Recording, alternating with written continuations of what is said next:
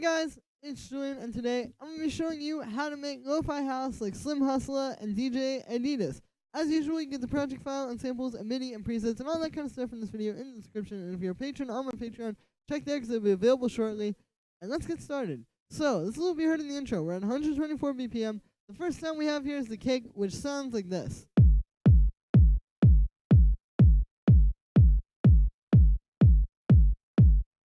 So as you can hear, we have this pretty simple, it's just like this big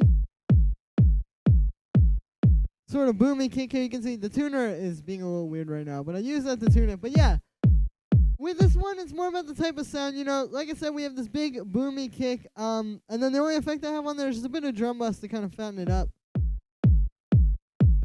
But yeah, that's it for the kick. Like I said, with this style, you really want like a big kind of boomy kick. And I'll talk about this more when I show you like the kick and the bass together. But that is the kick. The next layer we have here is the bass, which sounds like this.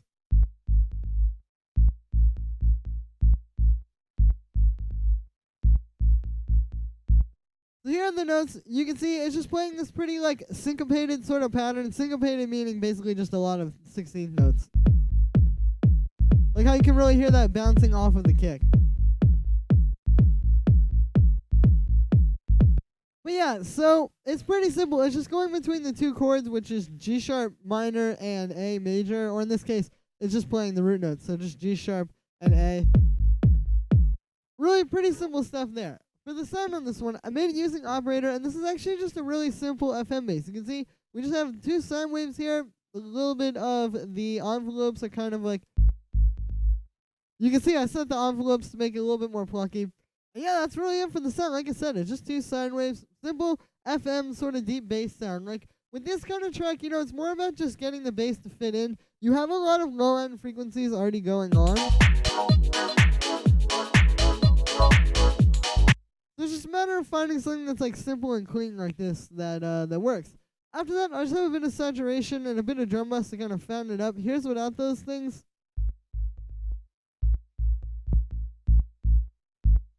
And then you can hear as I turn them on one by one, they add a lot more fatness to the sound. So yeah, just kind of giving it a bit more power. After that, we just have it side chain to the kick with this compressor. And then the last thing I have here is this EQ8. And with this, what I'm doing is I'm making a cut around 100 hertz. So the point here is to just kind of cut out some space for the kick. 100 hertz is usually where the kick is punching.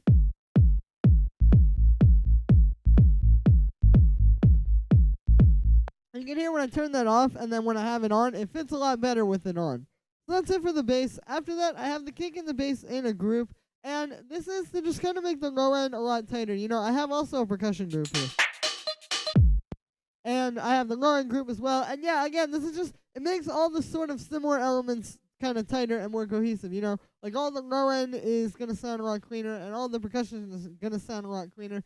Because we're sort of putting a few of the same effects on everything and helping to sort of glue it together. And yeah, this is just a really good way to get like that tight, thick low end like you want for the style. So I'll show you. Here's with no group processing.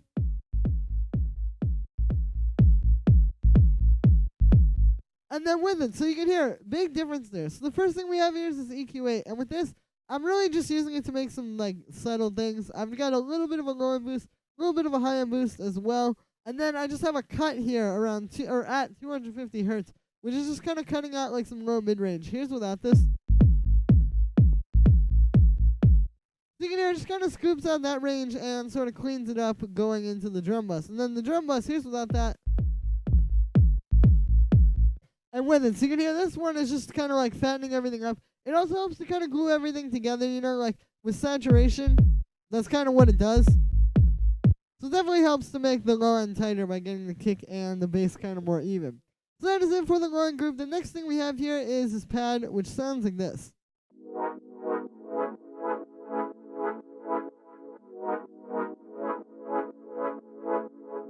So what we've got going on here, these are the notes. You can see it's just playing this little thing where it's like playing this chord progression. It's just two simple chords. We just have a G sharp minor. And then an A major.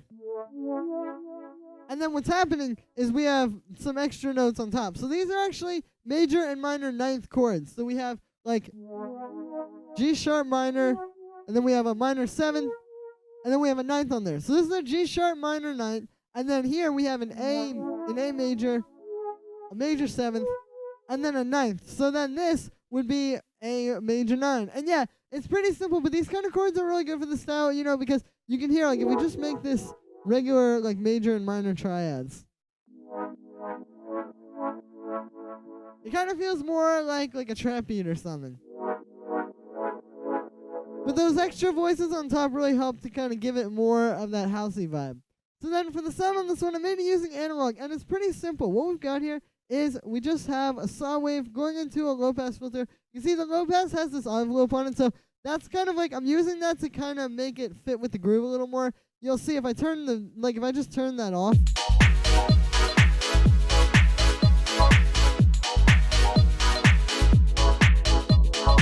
and then I turn it on, you can hear when it's just hitting like straight on the beat there, it's very like flat, it's very one-dimensional. When we have it like this, you can hear because of the attack on the envelope, it's kind of like pushing that back a little bit. And yeah, it just helps to kind of give it a bit more groove. After that, we just have the M envelope set like this. And then I've got a bit of vibrato and a bit of unison. So the vibrato and unison just kind of give it that chorusy vibe. Here's without it.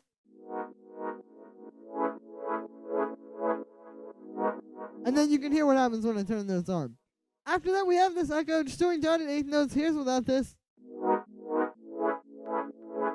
And then with it, you know, some kind of spacey thing like this is definitely important for lo-fi house. Like, you wouldn't want to just have this be dry, but I didn't want to have it have, like, too much reverb or a delay that was, like, really all over the place. So this echo is kind of like a nice nice blend between both of those. So after that, we have a bit of drum bus, just kind of fattening it up. Here's without it. And then with it, so you can hear, not only is this fattening it up, but it's also just helping to give it a bit more of like a lo-fi texture because it's distorting it a little bit. And it's like just at the point where it would be a little bit too much, but it's like, it's not too much, you know? It's just making it a bit more crunchy. After that, we have a bit of compression, just side chaining into the kick. And then I have an EQ8 cutting at the low end, because if I turn this off, you'll hear. This has a lot of low end to it, which clashes with the bass. When we put that EQ on, it doesn't. And that is it for the pad. The next thing that we have here is this little stab, which sounds like this.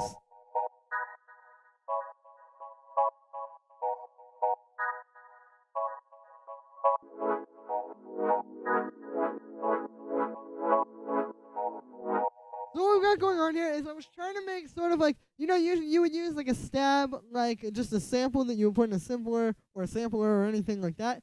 But in this case, I made the stab myself so I could kind of write in my own chords. So you can see I have like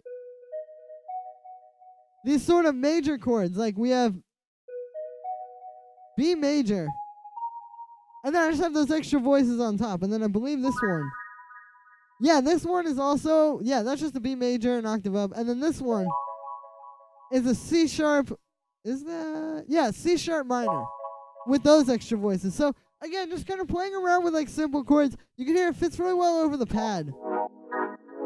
And the reason why is because these chords are actually in the pad. So if you look at this here, you can see, so this is like the regular chord. But if you look, we have actually within there, we have a B major. And then the same thing with the second one. We have a C sharp minor within there. So these are just kind of like chords that are fitting into that. But I wanted it to be playing some different chords and not just like following the same ones that the pad is playing. So then for the sound on this one, I made it using operator. What we have is actually a pretty simple FM sound. It's actually really similar to the bass. You can see we just have these two sine waves here doing a bit of FM. And then, yeah, I've got the chorus pitch on the second one up to 4. And that's pretty much it. The only other thing I have is just a filter.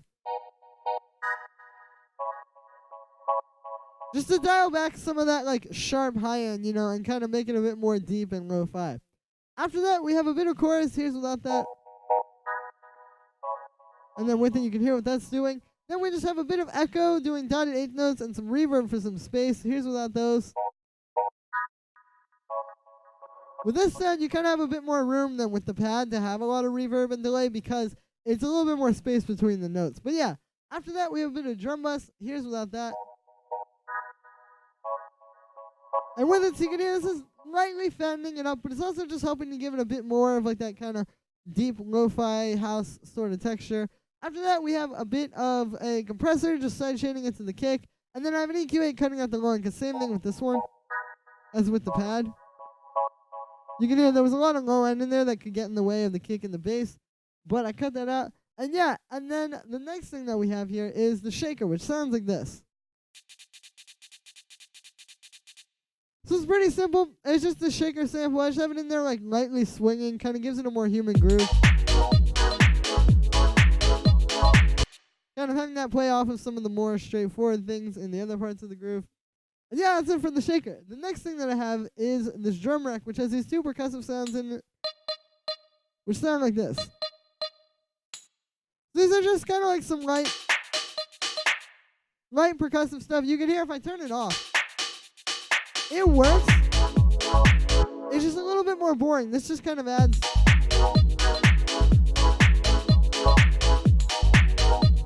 something a little bit more interesting in there. So yeah, we just got these two little percussive sounds in a drum rack. And that is it for the percussion. Next thing we have here is this clap, which sounds like this. And so this one's really more about the sample selection. There's the original sample. I have it going through some group processing, which is making it a little bit more crunchy. But yeah, this one's really more about like the sample selection, like just choosing a sound like this. Like this doesn't sound like a 909 clap. It sounds more like kind of live and like hand clappy. So that's kind of what you want to go for there. And then the last little drum that we have here is this hi-hat, which sounds like this. This is pretty simple. It's just a pretty standard sort of open hi-hat sample, as you can hear. There's not any processing on it here, but there's some group processing. But yeah, with this one, you know, it's more just about the type of sound. Again, just like kind of like a deeper, more dark sounding hi-hat like this, as opposed to like, you know, something that was super high pitched or anything like that. So then I have all that percussion in a group, just like with the kick and the bass, helps to kind of tie everything together. And yeah, I will show you, like, here's with no group processing on the percussion.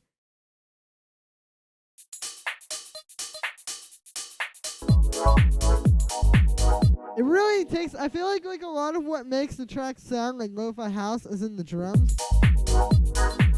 And this just doesn't feel like lo-fi house to me. Versus when we turn all these effects on, you know, it kind of brings this stuff more into the track and makes it feel more like a lo-fi house track. So the first thing we have here is this EQ8. Here's without it. And then with it. So this is a really good way to kind of start off the lo-fi sound, is by just taking all your drums here, all this percussion I should say, and just putting it through this filter, which is just cutting off like the very high end. And what this does is it kind of simulates, you know, the way like a cassette or a VHS or something like that would sound, where, you know, it's not always going to be the most clear, crisp thing, but it has a bit of that high end kind of cut out.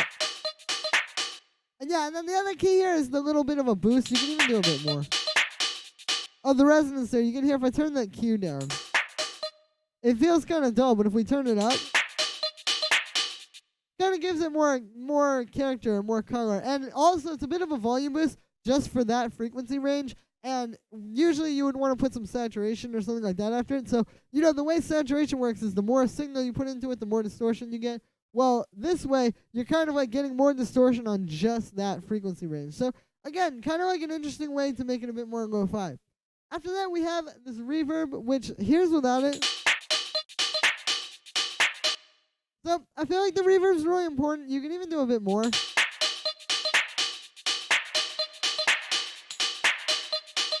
Like something like that. But yeah, with both DJ Adidas and Slim Hustla style, I've heard like they use these reverbs a lot on their percussion. And it helps to really, for one, it kind of puts all the percussion in the same space. So it makes it all feel more cohesive that way. But also, it's just kind of giving everything a bit more atmosphere. And I think lo-fi house, you know, the atmosphere is really important, and like the vibe and all that kind of stuff. So, you know, just having a little bit of reverb to give the percussion a bit more atmosphere definitely helps. After that, we have this saturator. Here is without it.